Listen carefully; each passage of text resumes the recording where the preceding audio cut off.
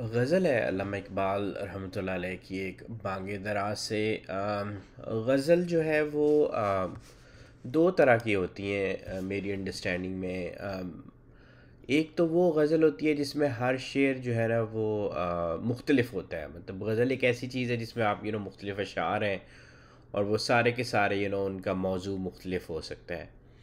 लेकिन कुछ गज़लें ऐसी भी होती हैं जैसे कि ये इकबाल की गज़ल है कि उसमें ना एक रब्त होता है, लाइक एक ही एक सीक्वेंस होता है और उसका मतलब जो उस गज़ल का एक मकसद है वो एक ही होता है। अब ये जो है ना गज़ल, ये अगर आप पढ़ेंगे ना तो उस तरह से नहीं समझ आती, लगता है कि कोई रब्त नहीं है। और ये जिस दौर की इकबाल बात कर रहे हैं ना, हम उन जो उन्होंने जो टर्म्स यूज़ की ना, कलेक्टर की टर्म यूज़ की, हल्का, कमेटी। सो ये कुछ ऐसे वर्ड्स हैं जो कि उनके वक़्त के लिहाज से होंगे। तो मेरी पहली कोशिश ये है कि मैं आपको रियल लाइफ जो हमने अपनी ज़िंदगियों में देखा हो ना, उससे मैं इसकी मिसाल दे सकूं। तो जो मेरे जहन में आ रही है मैं वो बताता हूँ आपको कि हम मतलब अपने इलाकों में जब होते हैं, मैं जेलम से हूँ तो मेरे हमारे भी पॉलिटिशियंस हैं। तो होता यूँ है कि कोई भी जो आपका एमएनए है, एमपीए है, उनके फिर डेरे होते हैं, राइट? तो उनकी एक रेजिडेंस होती है उनके आबाई इलाकों में, गांव में।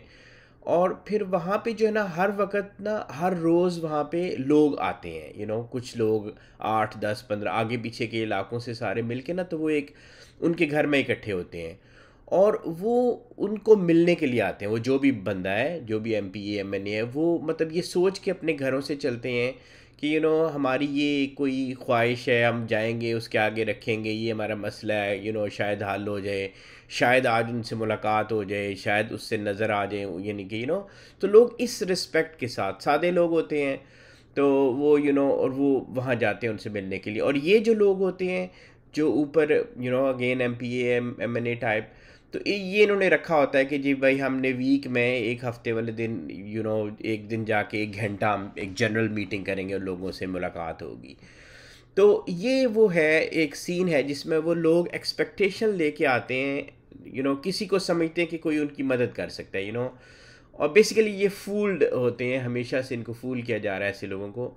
तो एक ये मिसाल है, आपने ये पिक्चर सामने रखनी है। दूसरी इसी तरह का होता है जब लोग जो है ना एक मिल के तो जाते हैं किसी पीर के पास। ऐसे भी होता है कि मुख्तलिफ़ इलाक़ों से ऐसे एक जत्था बना के लोग दोस्तों की शक्ल में वो जाते हैं कि हम फ़लाँ पीर के जाएंगे और शायद हम आज उन पीर साहब को मिल सकें। ठीक है? तो ये भी एक वो हो सकता है सीन।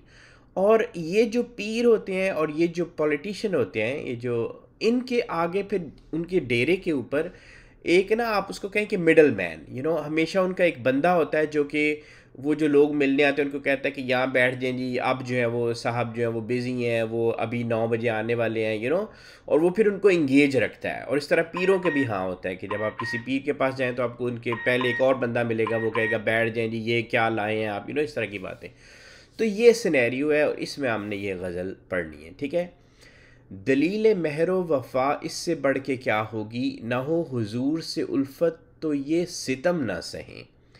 कि इकबाल कह रहे हैं कि ये जो लोग हैं, ये जो आके बैठते हैं ऐसे डेरों पे और ऐसे खानकाहों पे, तो इससे बढ़ के, और ये चोट है बेसिकली इकबाल लगा रहे हैं कि इससे बड़ी मोहब्बत की दलील क्या होगी कि ये आके आपके पास बैठ जाते हैं, तो ये उल्फत ही है ना, आप लोगों से इनकी मोहब्बत है।